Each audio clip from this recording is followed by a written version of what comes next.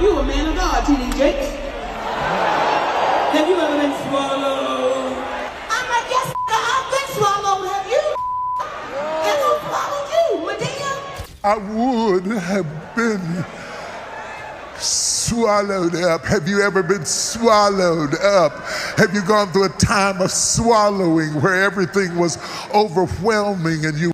Why would a religious man like himself be at a party which ain't nothing but sin that's going on, bruh? Whether it's drinking, maybe fornicating, maybe... There's also an alleged email out saying a plethora of other things that include T.D. Jakes with Diddy. I mean, if Bishop Jakes was at a Diddy party, there could only be two reasons. Hey, Bishop Jakes, how are you? What's up, man? Man, it's so good to see you. It's better to see you. How you doing? Well, he says, I'm the first person to pay Taraji P. Henson the most money she's ever made. And then we said, but did you pay her fairly? And then he said, I paid her more than she's ever made. What does that mean, brother? Remember when I said earlier, I've never seen so many cowards and black men in this business? I would have to put my brother Tyler Perry in that.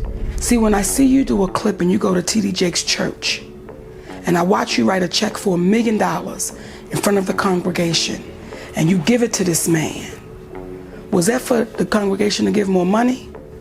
Or was that really genuine? See, when no one's watching, who are you? To when everyone's watching. And we got a chance to see when no one was watching.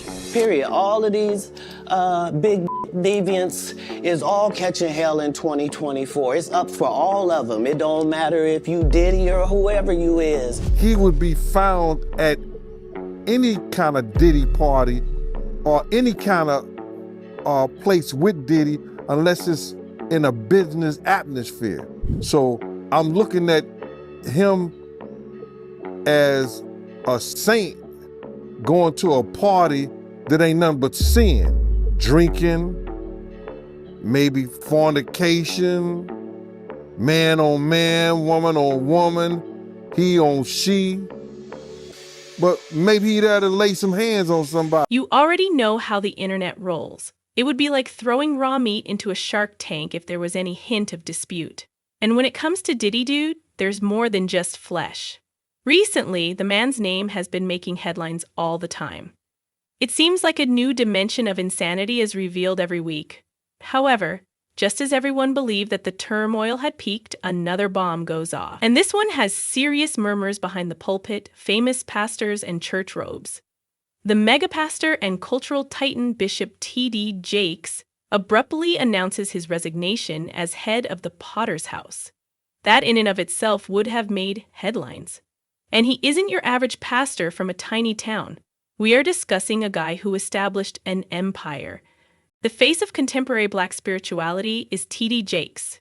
The man's brand extends far beyond the church, with sermons that go viral, best-selling books, movies, and even sermons that are shown on Revolt.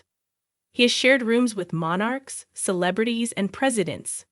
That being said, people will begin to make connections when a person of that size abruptly quits.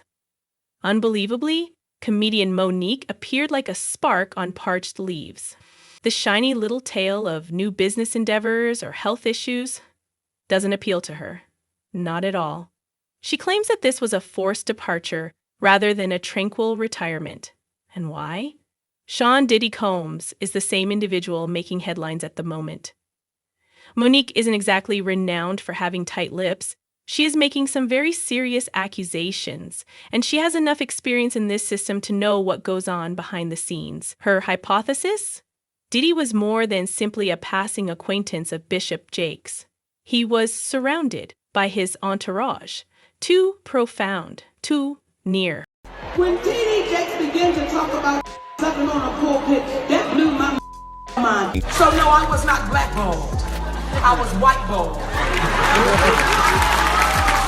By some black who had no balls. Thank you, Mr. Lee Daniels. Thank you, Mr. Tyler Perry. Thank you, Miss Oprah Winfrey.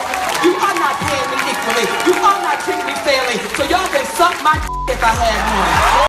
I was whiteballed. By some black, you Mr. Lee Daniels. Remember when I said earlier, I've never seen so many cowards and black men in this business? I would have to put my brother Tyler Perry in that. What people are beginning to do is see you for who you are.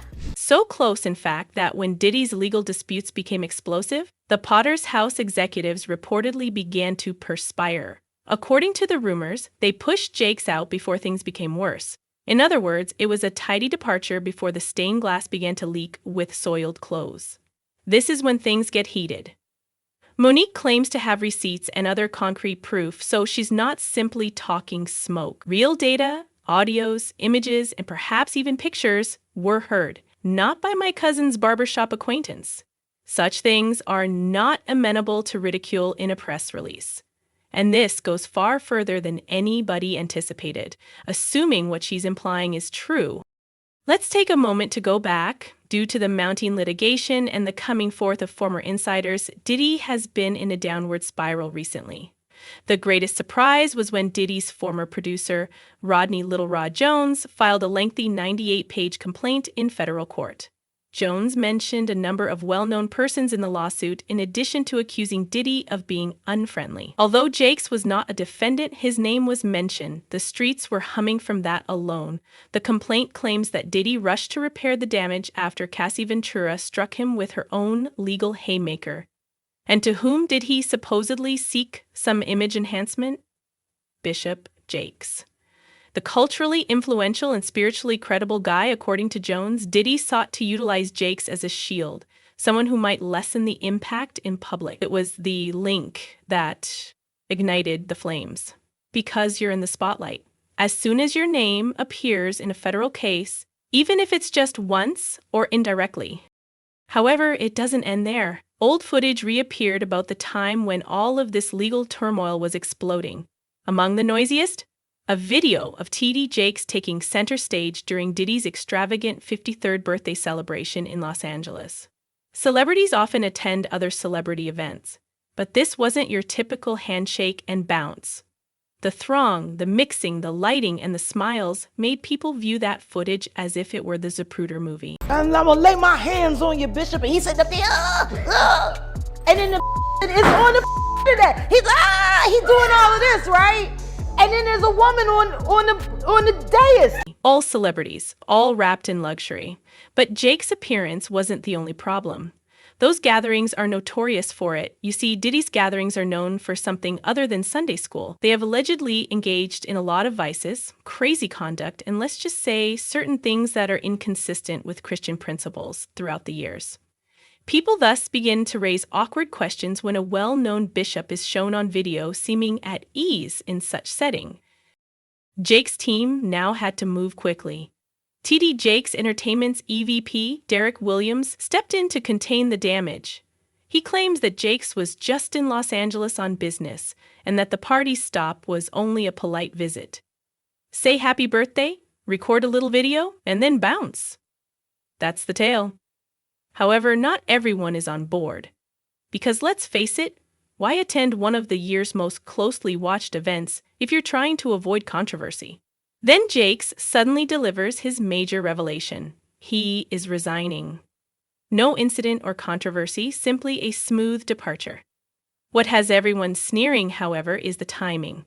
Just before Diddy's trial begins, just after people begin searching through old videos and social media postings, and just before his name begins to appear in online debates. Is it a coincidence? Many people are not persuaded. We're in it now. T.D. Jakes resigns, Diddy's trial draws nearer, Monique is ranting and vowing to reveal everything. Additionally, the streets are connecting dots more quickly than Sunday brunch chatter amongst church women. It's more than simply a pastor resigning at this point. It has to do with what he may be fleeing.